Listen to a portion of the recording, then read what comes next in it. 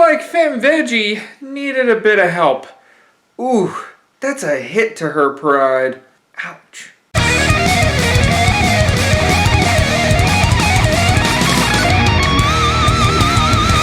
What's up everybody, StevDeS here, and welcome to another edition of Dragon Ball Days. Seriously, gotta get that. I seriously need to get that banner, Schmidt. After the 200 subscriber mark, thank all of you, by the way. I think it's time to return to the what if that started this trend on this channel with what if Vegeta was born female. Honestly, I didn't think it would be this one to really launch my creative side on this channel. I thought I was just going to do Let's Plays until I started getting popular. No. This, of course, was the very first What If on the channel, inspired by Mr. Lawrence Simpson over on the Moscow X channel, and his installments of What If Goku was female. Here, we decided to take the longtime rival of everybody's favorite Saiyan and make him a girl. Honestly, I didn't think it was that interesting. But the more I thought of it, the more I thought, hey, we'd actually have some interactions with Vegeta's brother, Tarble, who's now in the scenario. Just to recap, Vegeta's brother Tarble was in the initial Saiyan quartet and went with Raditz to Earth and then joined the Z-Fighters, stopped Vegeta, and is now traveling through space fighting with everybody's favorite Saiyan. At this point, each faction has almost an even split of Dragon Balls, with the Earth crew being ahead by just one Dragon Ball. After Dende guided Tien as to where Elder Guru was, Tien retrieved his Dragon Ball and got a very well-deserved power-up, bringing him up to 29,000. That's monumental in comparison to what he was. However, on the way back, Dragon Ball in hand, he did come across a freshly killed Zarbon and an unconscious Princess of all Saiyans. This is where your vote came in. And with 69% of the vote, you all decided that Tien would bring Vegeta back to the cave as well. Nice! And so, let's get back to continuing the first saga ever reimagined on this channel. This is What If Vegeta Was Born Female. Returning to the cave, Tien informs Gohan and Krillin of what exactly went on and that he just had to bring Vegeta back. Naturally, they're wondering why. I couldn't just leave her there. I mean, then I'd just be as cruel as she is. Remember, Krillin, when we spared her on Earth? Besides, if this whatever Frieza guy, if he's worse, then we're gonna need all the help we can get. So, why don't you take Gohan and Kago and Mori to Guru's? You're gonna need that power up too. I can handle her if she wakes up. Gohan and Krillin comply, and Bulma starts getting to work on Vegeta's wounds. Kind of just wrapping her up and making sure she doesn't bleed out. While Vegeta has a nap, let's go ahead and see what the Capsule Corp gravity training crew's doing. Whoa, 100 times Earth's gravity! And we're only a couple of days away from Namek! So, do you think we're ready for that Frieza? 110. Wait, what? Back on Namek, Vegeta finally regains consciousness and tries to get out of the cave without alerting anybody, but they're reluctant to heal her completely.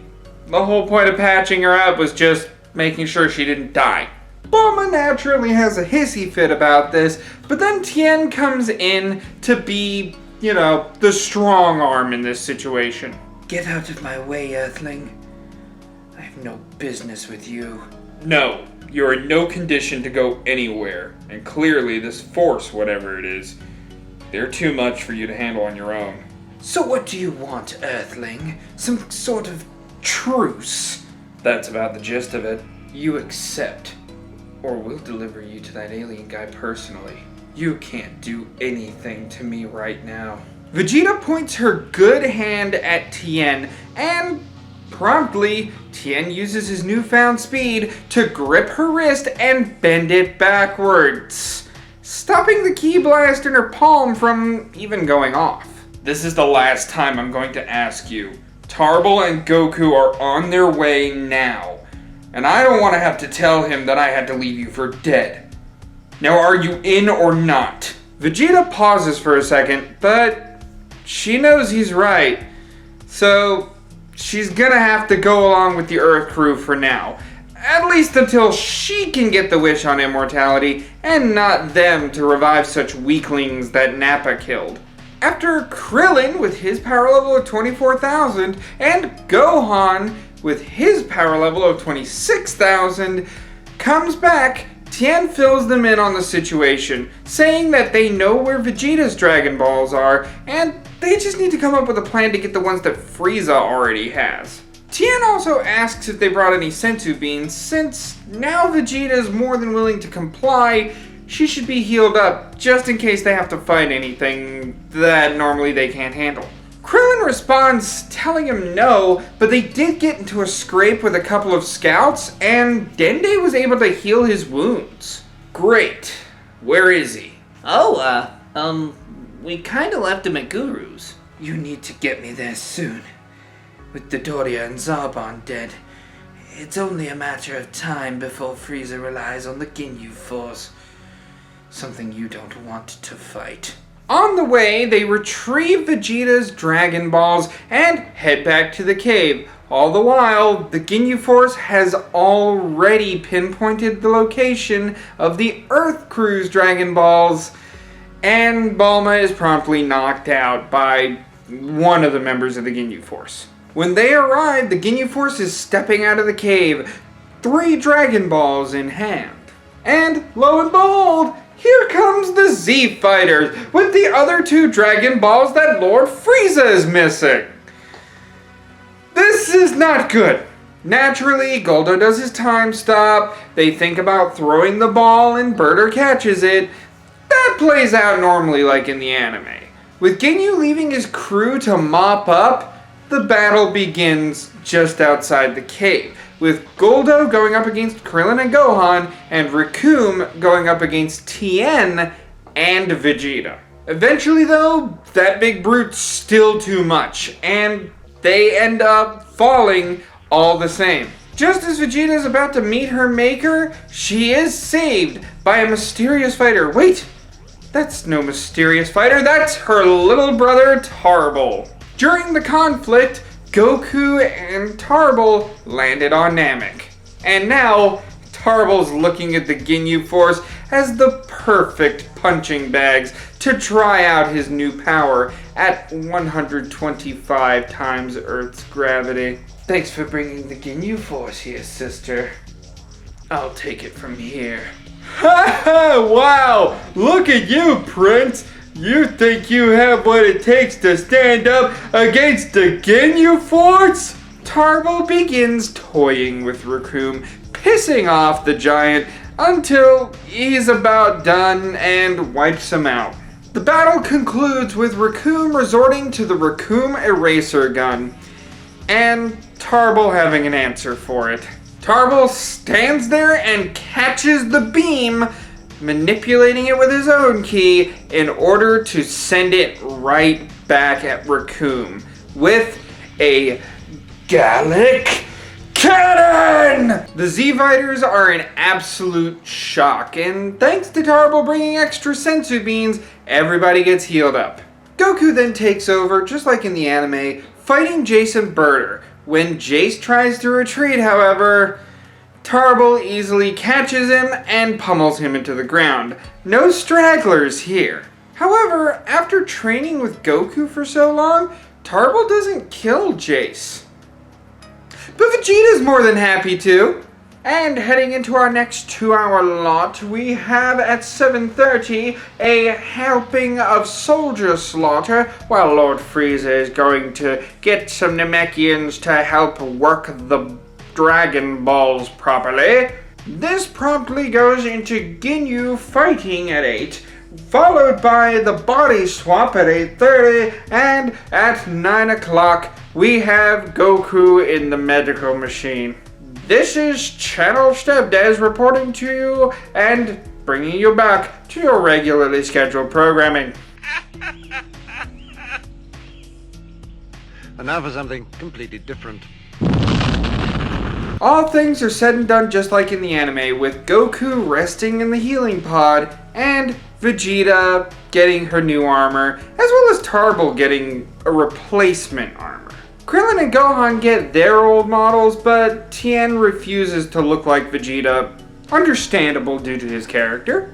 Of course, as Gohan goes out in order to guard the Dragon Balls and Krillin goes to get Dende so that they can activate the Dragon Balls, this is where we have a bit of a turn. Tarble confronts Vegeta in the hallway and tells her about herself. Under normal circumstances, Tarble would be afraid of his sister, and in this case, he's not. His sister tries to bully him. He grabs her wrist, puts it behind her, and pins her to a wall. "You shall never again break my pride, Vegeta, but I thank you, sister." Vegeta, feeling him loosen his grip, turns to face her brother. "If you hadn't resorted to abandoning me, I wouldn't have made the compatriots that I've made now. These Earthlings aren't all bad, and their planet is quite beautiful. With how accepting they were of me, I wish to extend the same to you and offer you a home on Earth. It's a good way to start over, Vegeta, if you understand." Vegeta is taken aback by this. She doesn't know if she could even pull off starting over on another planet. What's more in Vegeta's mind is how her brother and Kakarot of all people surpassed her in that fight against the Ginyus. This was unprecedented, so naturally she wants a slice of that pie. After punching the wall above him, she states that he is to train with her and help her become so much more powerful than she is now. As the Z crew summons Purunga, this is where we're going to be leaving things for right now. So what do you think? Do you think the fight against Frieza is going to be different with Tarble and Tien around? Do you think that maybe more people will survive? And what do you think Tarble and Goku's power levels are after all that intense training at 125 times? Leave a comment below. For more what-ifs in the realm of video gaming and Dragon Ball alike, such as if Skullomania of all characters existed in Dragon Ball, go ahead and hit that subscribe button. Like the video if you enjoyed it, and as always, I'll see you in the next one. Ciao!